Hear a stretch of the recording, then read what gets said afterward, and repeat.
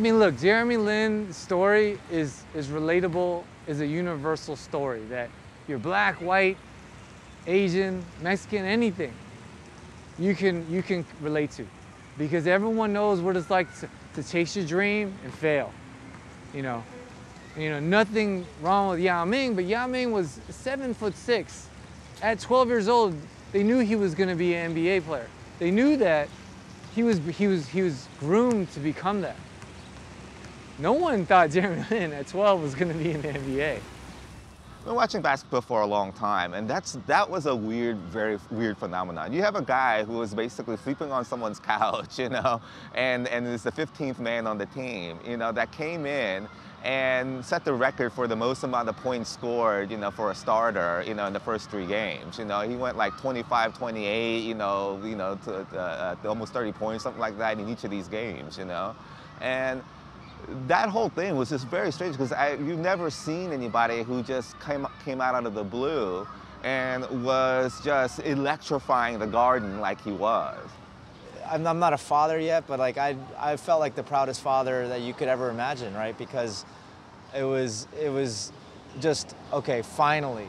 I remember at the time I would joke to friends a lot that I found the idea of like a black president like impossible to fathom. And this was obviously much lower stakes, but this was on that level of things I could not fathom. I can't remember a 2-week period where I was more excited any time the Knicks played. I can't remember a time when I knew more Asian kids that I was friends with, or that I would even just see around, walking around the city, who were like in such like weird spirit of camaraderie. I think it was actually probably one of the most important moments for Asian Americans of my generation, at least.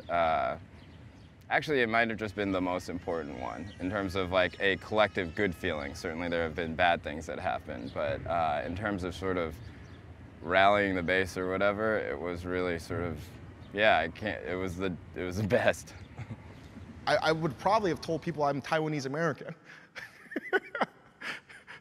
Instead of Korean American. That's how obsessed I was. I remember being in a like a dinner party type of thing. It was like a charity event.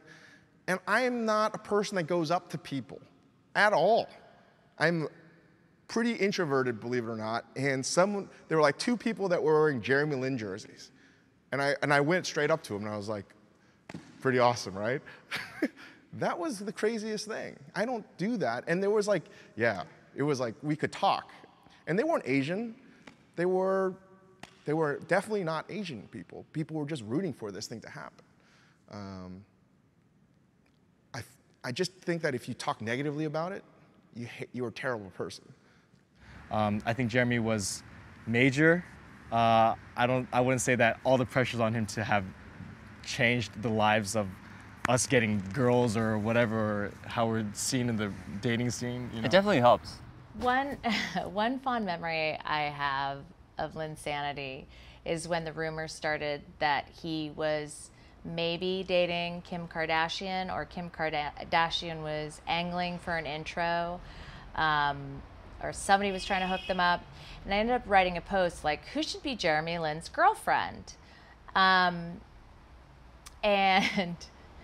you know, with her, I was like, no, fuck no. We don't want to screw up his life. But yeah, I think to me that was, I mean, you see where the Kardashians are today. I mean, they're ubiquitous. To me, that was almost like, oh, we made it. There was obviously the maybe, I mean, it's not on purpose, casual racism that was happening. You know, people just didn't know the right words to say about Jeremy and things like that. But also, like, at one of the bars we were watching the game at, it was halftime of the game, and some guy just turns around to me and is like, oh, hey, Jeremy Lin, I didn't know you were in here. I was like, but I mean, how are you going to deal with it? And I just said to him, no, I always grab a drink at halftime. I'm going right back. You know, it's just, I can get mad at this guy, or I can just make a joke, and he's kind of like, oh, okay, I guess I made a stupid joke.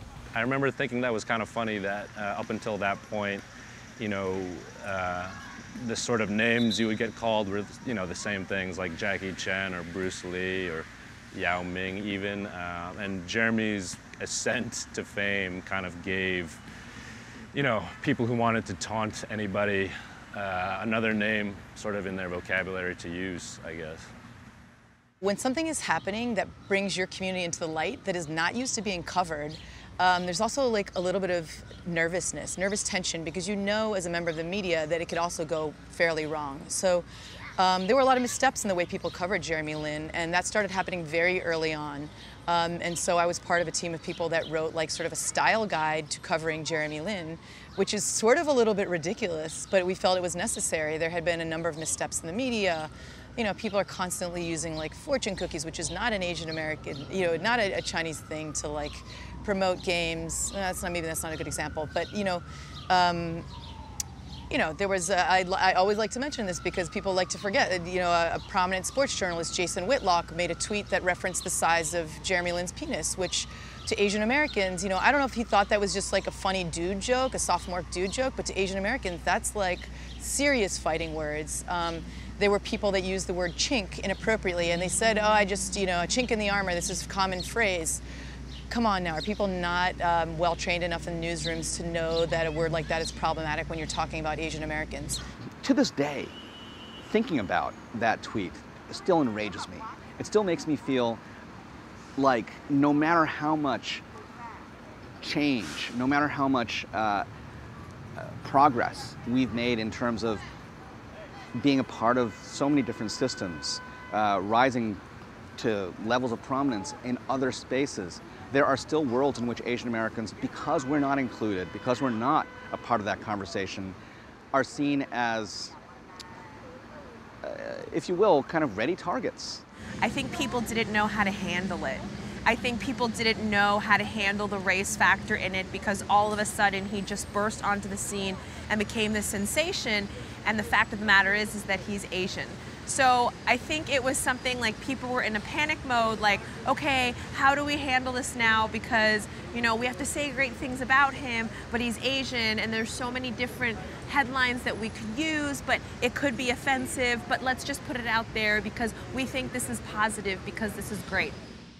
America doesn't handle Asian American identity with the care and concern and I think fear that they handle other identities of color in America, because they don't fear Asian people. They underestimate us. So writers think it's okay to have a headline on ESPN saying chink in the armor, or 2 inches of pain, or constantly saying, oh, he's deceptively quick. We didn't expect this, because they underestimate us all the time.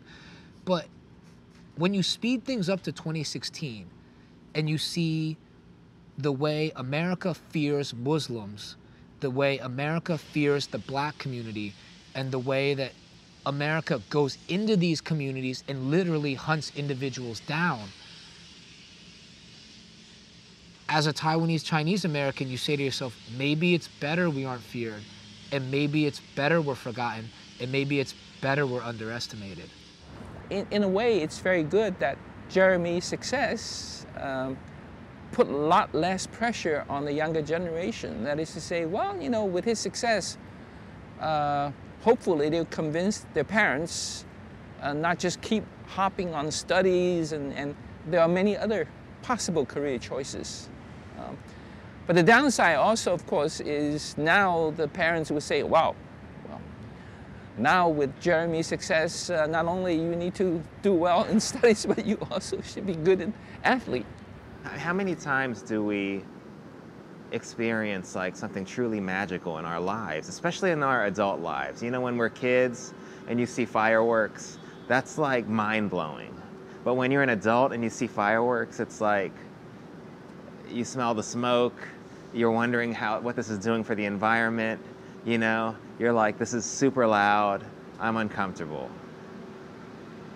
I think that Jeremy Lin gave us like real fireworks, like real magic.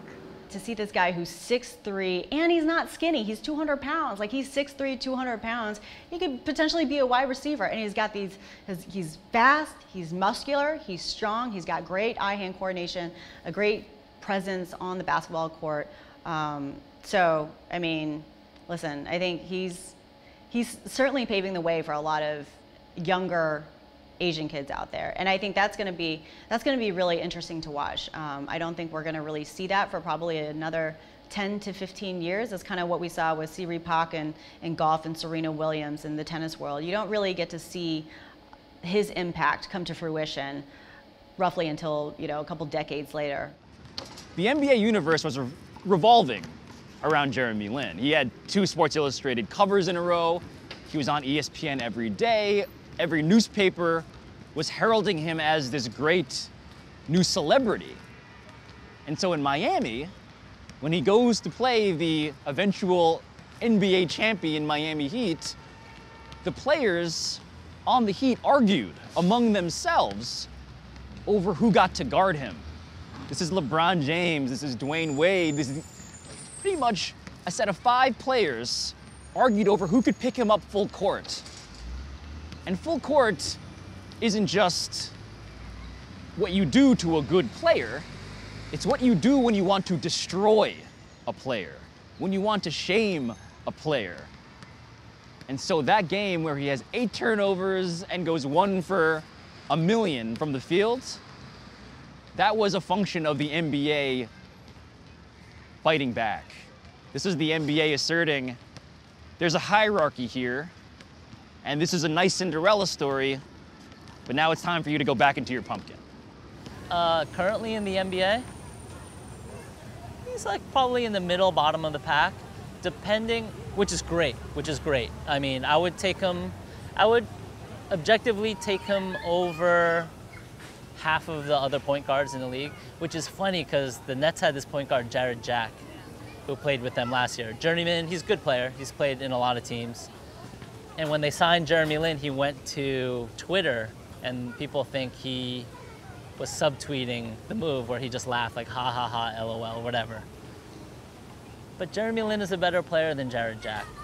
But culturally, he's not really part of the NBA in the same way. So what Jarrett Jack was actually saying wasn't that I'm a better player than Jeremy Lin, it's that why would you replace someone like me for someone like him? Like, I'm part of this locker room, I have friends here, I'm part of this culture. This guy, you're gonna replace me with him?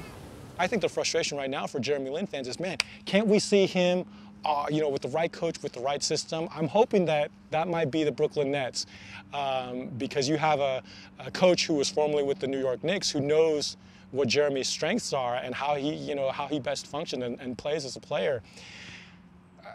I hesitate because the only Nets that I know of right now are Brook Lopez and Bojan Bogdanovic, and then you see the rest of their roster. And I'm reminded of a scene from Major League where they're looking at the roster and they're like, who are these fucking guys? 10 years from now, I don't think we're going to talk to a 16-year-old kid who's Asian American, who's looking to be in the NBA, and he's going to necessarily say, well, I'm doing this because Jeremy Lin did. But I think if he makes it in the NBA, he'll probably call Jeremy Lin and say, how do you deal with this? No, it's not being that average is enough. It's that he was spectacular for long enough. I think that's the important point. He can be average. I mean, an average player, if he never had a breakup, would have still been a breakthrough for us. I think that he was spectacular in a way that goes down in the history of the NBA. Like, he made stuff happen that will go down in the books. And so that is incredible. It's not just that he, it's like, so anything after that point is gravy. I don't know. He could have been average, and it still would have meant something. But he was spectacular, and that just means no one's ever going to forget.